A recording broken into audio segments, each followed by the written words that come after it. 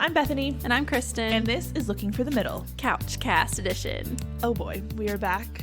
We're counting down to season 5. There's what, 2 weeks left? 2 weeks left. Oh my word, there's only 2 weeks left. I know. It's like slightly terrifying, but we also have very a lot exciting. to do. We do. The to-do list is growing. It's growing, and we keep checking things off of it, but it's not getting shorter. I think that's something, there's something about the month of August, because like whenever I was in school, even like preparing for school, and then once school started, it was like, oh, I have all this to do, but I'm being so productive. But the more you check off, it's like you check one off and 3 things get put in its place. Yes. And I think that's just carried out throughout adulthood, like post-college. It's just this month is always crazy, especially for us, because not only do we have jobs and hobbies and other like things to do, but we have a podcast that premieres the first week of September. So stellar planning on our part. Yes. Anyway, no, we're really excited about it, guys. But today we are going to have another CouchCast, which is another listener question. I have no idea what we're talking about today. Kristen doesn't either until I pick a number. So let's get right to it. I'm going to pick a number from our list here, and we're going to go with number 20. Number 20. If I can get my computer to scroll, that would be great. Okay. Oh, too far. Okay. This is a great one. Okay. How do you not take rejection so personally? She's like, I'm talking about the quote unquote, I just don't feel a connection line from someone after a couple dates and we met online. And how do I not take this as, oh, he's just not attracted to me? That's a really good question. It's a great question. And I think the first thing I would say is it may be as simple as he's just not attracted to you. And that's okay. I mean, try to flip it the other way and think about, I'm sure you've probably been on dates or a couple of dates with a guy that you're like, I'm just not attracted to him. It isn't anything personal. You know, it's not a slight on his character. It's not, oh, there's this big thing wrong with him. You're just not attracted to him. And that's okay. And so flip it around. I think we are much more body conscious. We're much more insecure or prone to be insecure about those sorts of things, and so we take it personally. So the biggest thing that's been helpful for me in the past is to flip it around and think, okay, when I'm in this situation, what's going through my head when I'm telling a guy this?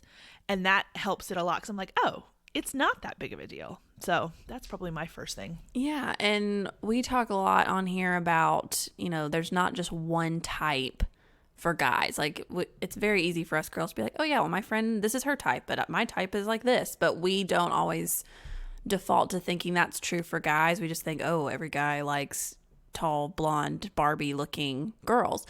And so that's just not true. And so just because you may not be this guy's type doesn't mean you're not anybody's type. It just means he wasn't attracted to you. And I mean, I totally agree with what Bethany said. It's like, you can't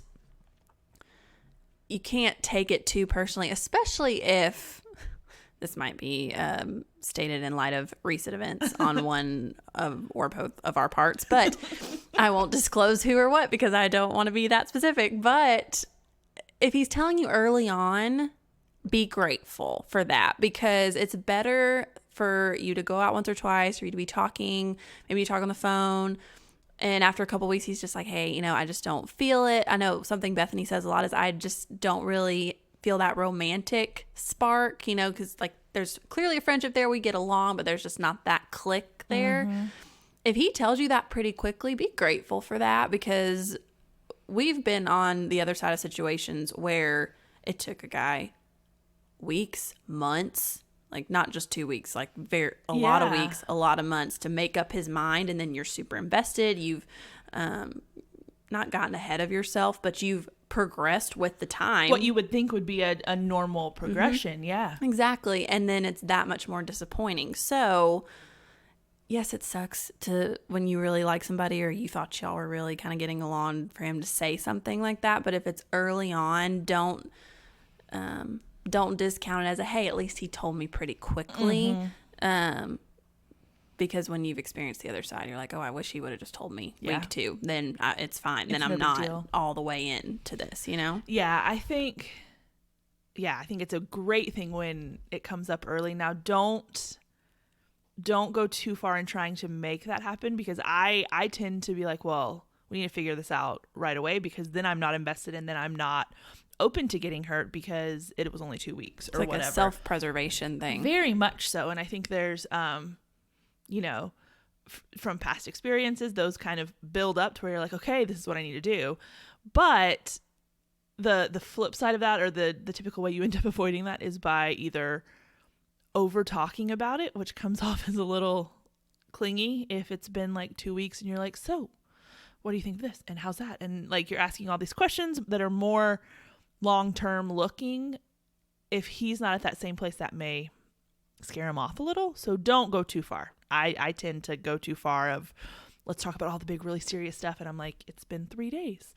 So that's just a caveat, I guess you could say there. But I think this is a good place to manage our expectations well, too, in that, especially like these days when online dating is even more prevalent than it was because going places in person is not as common as it used to be. We're having that online interaction a lot more. And so I think you have to keep it in context of, we've been talking a couple weeks and this guy just said he's not really into it. It's not a big deal. You can't look at every guy you talk to online going into it as your potential husband right off the bat. You want to find out things about each other to see if you match up and you could move in that direction. But if you start off with every guy thinking, oh, this is going to be my husband until he proves otherwise, as opposed to the other way around, then you are more likely, I think, to take it personally because you have invested mentally more into this than maybe you should. Does that make sense? Yeah, I think that makes a lot of sense. And we talked about this several episodes ago. I don't even know. I think it was about a conversation you had with one of your parents. But it's so easy when you're doing online dating to kind of skip a couple steps in your mind, because there is this understood thing of like, I'm here to meet somebody. He's here to meet somebody. We're not just like, oh, going to some event and we happen to meet each other. And I don't know, like Right. If I go to a birthday party for one of my friends and I meet a cute guy, I don't know, oh, is he looking to be in a relationship? Did he just get out of one? Are we on the same page? But with online dating, that's assumed. And while it's okay to acknowledge that it's assumed, it doesn't mean you get to skip through the initial kind of process of getting to know somebody, meeting someone. Because if you are assuming too much, kind of like what Bethany was just saying, you're going to be setting yourself up to get more hurt and take it more personally when you get rejected, instead of like, oh, if I'm, reaching out to 4 guys on some app or whatever and only one of them messages me back, well, that's just rude that all the other well, it's not the same. You can't take it that much more seriously just because you're online and it's dating, quote unquote. If you, went and, I don't know, I'm trying to make this a parallel here, but like if you went to a party and there were 4 guys that you're like, oh, they're all super cute, and only one of them really started kind of like engaging you in conversation, you wouldn't take it as personally as you did if you got ignored on a dating app. That's such a good point. Like you were talking about it being assumed that you're there for romantic reasons, to look for that connection. So then every rejection, regardless of when or the severity or what level, is this romantic rejection that stings a little bit more than, oh, we just didn't click at a party. I talked to this guy, but that one we just didn't really get along. It is a parallel. Yeah. But because there is that preconceived idea that we're coming into this for dating purposes, that same rejection hurts a little bit more. Mm-hmm. And I'm not saying that's wrong at all. No, just realize that and work through it quicker. I like to think of, like, we talk a lot about dating with intention and being intentional about it, and you're looking for marriage. So I've kind of recently had this idea of like, okay, think of it like marriage is this picture off in the distance, and it's crystal clear once you're at it. But the further away from it you are, the blurrier it is. And so every time you take a step closer, that picture gets clearer. You're always going towards it, but it's not crystal clear from the beginning. So don't skip those clarifying stages in your mind to where you're looking at this marriage picture very clearly, and he's still back here like, I don't know, that's pretty blurry. Like, let's baby steps forward. don't outpace where you are, which is easy to do online because you do talk about serious things more. You do talk about other stuff because it's not in person, especially if there's any distance involved. You're going to talk about other stuff more. So don't skip ahead. And then, if you lose something that's really blurry way off in the distance, it's no big deal. But if you're right in front of it and it's crystal clear, then there's going to be more upset there. So just keep that perspective. I think that's a great analogy. And so we say all of that, I think, to answer her question of how do I not take this so personally, if you can keep whatever dating situation you're in, whether you're online or in person, just in perspective, and like Bethany said, just pace yourself, and then also think about, okay, if I were in his shoes and I wasn't attracted to somebody, or even if it's not that, you can't necessarily assume that that's the reason why he doesn't feel a connection. Like I've dated guys who were absolutely gorgeous, or talked to them. We won't go as far to say I dated them.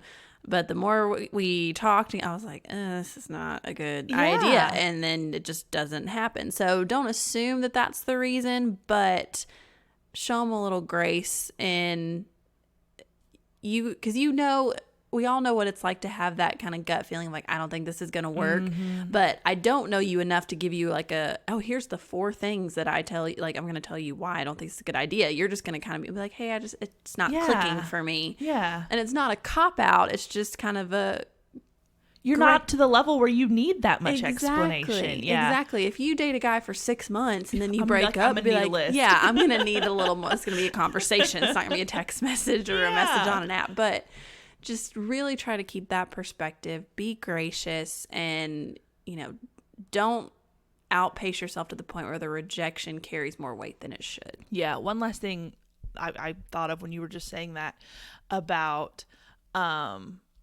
like, keeping your perspective, like, on what you would do in his shoes, like what you would be thinking, like that whole thing.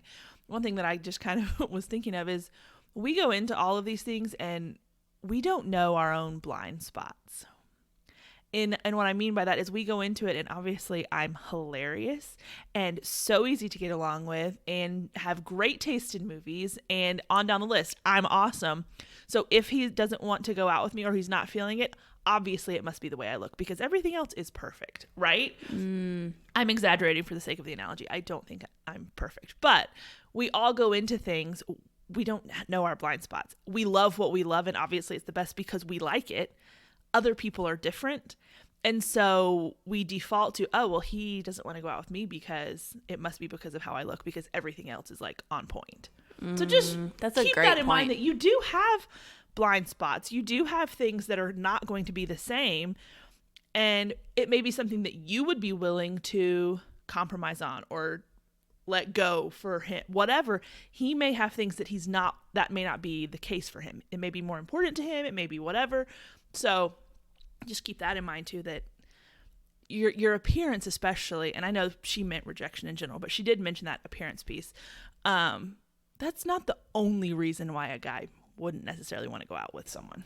That's true. So that's a great point. I'm glad you said that. All right, guys. Well, I think we'll wrap it up there. So thanks for joining us for another CouchCast. We have one more of these coming out next Friday, and then we will kick off season 5 the following Wednesday. So exciting. It's going to be great, but we will see y'all, or y'all will hear from us next week. But until then, I'm Kristen. And I'm Bethany. And this is Looking for the Middle.